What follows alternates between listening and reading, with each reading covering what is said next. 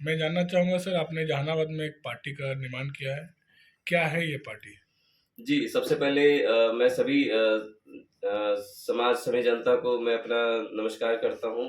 और जी, मैं बिहार प्रदेश में एक नई पार्टी, एक नई संगठन का लॉन्चिंग किया हूँ, जिसका नाम हिंदू कल्याण मंच है। और इसका मुझे बिहार प्रदेश अध्यक्ष के रूप में दायित्व दिया गया है। श्री रामू दिगार जी, हमारे जो राष्ट्रीय अध्यक्ष हैं, उन्होंने मुझे ये दायित्व दिया है।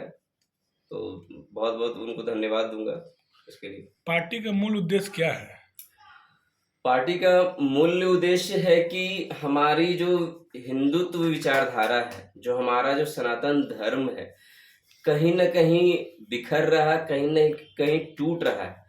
इसे हमको जोड़ना है और हिंदुत्व विचारधारा को हमें पूरे राष्ट्र में, पूरे विश्व में फैलाना है। ये हमारा विचारधारा, ये हमारा उद्देश्य है। तो क्या लगता है कि आपके संगठन से माने लोगों को किस प्रकार से मैसेज जाएगी हिंदू धर्म बनाने के लिए?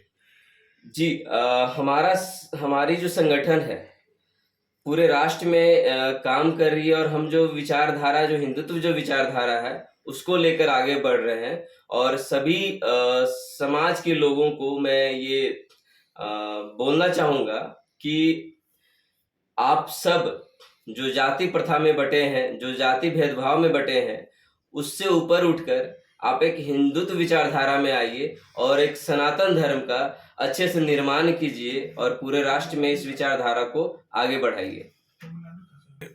ठीक है।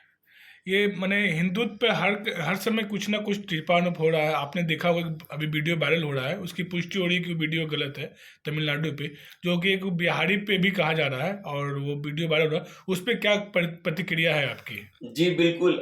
सबसे पहले तो मैं बता दूँ, मैं बिहार का रहने वाला बिहारी हूँ, बिहार का निवासी हूँ, ठीक है? और दूसरी बात कि मैं हिंदू हूँ, सनातन धर्म से हूँ। तो वीडियो जो वायरल हो रहा है वो मैंने देखा, लेकिन उसपे एक और वीडियो आ रही है तमिलनाडु के डीजीपी की कि ये वीडियो एक अफ़वाह के तौर पे फैलाया जा रहा है, ये सही नहीं, सच नहीं है।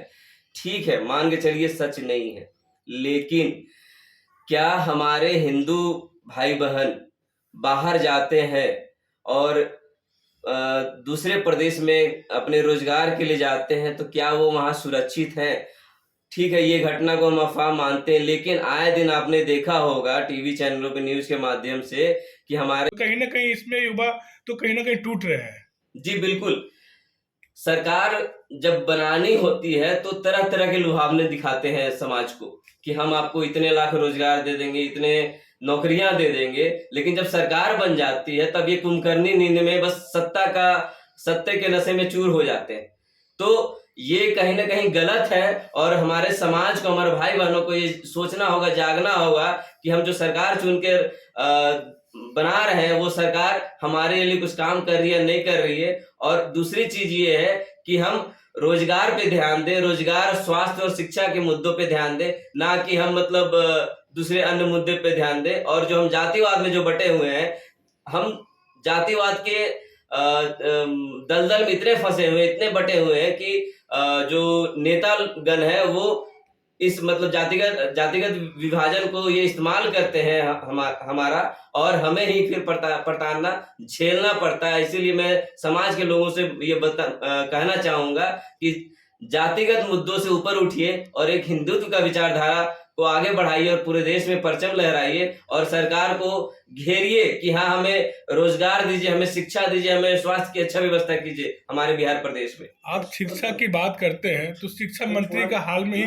बयान जो आया था, जो कि काफी वायरल हुआ, तो उस पर क्या कहना चाहते हैं आप? जी, माननीय चंद्रशेखर जी का बयान आया था कुछ रामचरितमानस को लेकर कि हम इसको नहीं मानते, फलाना-ढिकाना चीज़। तो मैं माननीय मंत्री जी को ये बोलना चाहूँगा कि क्या सर्वप्रथम वो हिंदू हैं या नहीं हैं? ठीक है? दूसरी चीज़ कि आप अगर हिंदू हैं तो हिंदुत्व के विचारधारा को नहीं मानते, तो इसका मतलब आप हिंदू नहीं हैं। तो इसका मतलब आप दूसरे धर्म से हैं। तो अपने धर्म को पहचानिए और अपने धर्म की इज़्ज़त कीजिए। और बस कुछ चंद वोटों के लिए आप तरह-तरह के बरगलाने वाले बयान देते हैं और इस सब चीज़ से बचिए, मैं आपसे रिक्वेस्ट करना चाहूंगा। यही मेरा मतलब कहना है चंद्रशेखर जी से। अंतिम में जाते-जाते आपसे यही पूछना चाहूँगा कि बिहार के युवा के लिए आप क्या मैसेज देना चाहते हैं अपने पार्टी की तरफ से? जी, हमारे जो युवा साथी हैं, भारत के युवा में इतनी शक्ति है, इतनी ऊर्जा है कि वो अच्छे देश का, अच्छे समाज का निर्माण कर सके। तो मैं अपने उन युवा साथियों से निवेदन करना चाहूंगा कि आप जाति-पाति प्रथा से उठकर एक हिंदुत्व विचारधारा में बंधिए और जो हमारा जो सनातन धर्म है, इसको हम आगे लेकर चले। और जो नेता लोग हमें जातिवाद में बांटकर अपने कहीं असुरक्षित भावना है, और इसे हम बिहार सरकार से अपील करना चाहेंगे कि क्या आपके पास उतना रोजगार, उतना ताकत नहीं है कि हमारे बिहारी भाई बहन को, हमारे बिहारी समाज को, हमारे हिंदुत्व भाई बहन को बाहर न जाना पड़े और बाहर जाकर मार ना खाना पड़े, और जो बहन है, जो माँ है, वो अपने बेटों को, अपने भाई को उनको खोना ना पड़े, उनकी हत्या ना हो। तो ये जो कुंभकर्णी सरकार है, उनको मैं ये बतलाना चाहूंगा कि बिहार जो हमारा प्रदेश है, ये हर क्षेत्र में हमारा जो समाज है वो प्रसिद्ध है। हर क्षेत्र में, चाहे वो IAS IPS हो, चाहे आपका जिस भी क्षेत्र में हम जाए उस क्षेत्र में आगे है। तो क्या हमारे टैलेंट के, क्या हमारे मजदूर भाई बहनों का यहाँ पे रोजगार सुनिश्चित करना ये सरकार का दायित्व नहीं है, या सिर्फ बस मुद्दों को इस्तेमाल करके समाज को बरगलाना ये सरकार का कर्तव्य है? तो आपके न्यूज चैनल के माध्यम से मैं सरकार को कहना चाहूंगा, माननीय मुख्यमंत्री श्री नीतीश कुमार जी और उप मुख्यमंत्री श्री तेजस्वी यादव जी, कि आप अपने बिहार में हम बिहार वासियों के लिए ऐसा रोजगार सुनिश्चित करें कि हमें बाहर ना जाना पड़े। हम जो है दूसरे प्रदेशों का निर्माण करें, दूसरे प्रदेशों को आगे बढ़ा रहे, तो क्यों हम अपने ही प्रदेश में रह के हम अपने प्रदेश को आगे बढ़ाएं और भारत का एक अच्छा निर्माण करें और एक अच्छा संदेश दें। यही मेरा कहना है। कहीं ना कहीं ये चीज़ तो मानते हैं कि बिहारी सबसे मेहनती होता है और ईमानदार होता है, और मजबूरन बिहार में कुछ स्कोप ना होने के कारण इन्हें बाहर जाना पड़ता है। बाहर जाते हैं तो ये जलील होते हैं। तो कहीं ना कहीं इस पर हमारी सरकार की गलती है।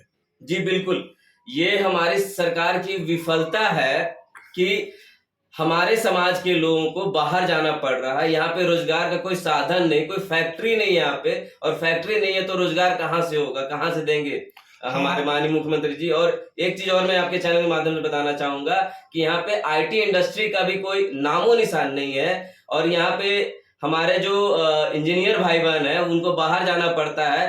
मतलब किसी IT क्षेत्र में भी नौकरी करना अगर हो तो उन्हें बाहर जाके नौकरी करना पड़ता है। तो क्या हमारे सरकार के पास इतनी व्यवस्था नहीं है कि IT एक हब बनाया जाए यहाँ पे? मैं आपके चैनल के माध्यम से ये मुद्दा उठाना चाहूंगा कि यहाँ भी बिहार सरकार में, बिहार प्रदेश में भी IT हब का निर्माण किया जाए और सभी लोगों के लिए एक रोजगार का निर्माण किया जाए, फैक्ट्री लगाया जाए, ताकि रोजगार सभी को मिले और अपने प्रदेश में ही सुख चैन की शांति से अपना कार्य करें।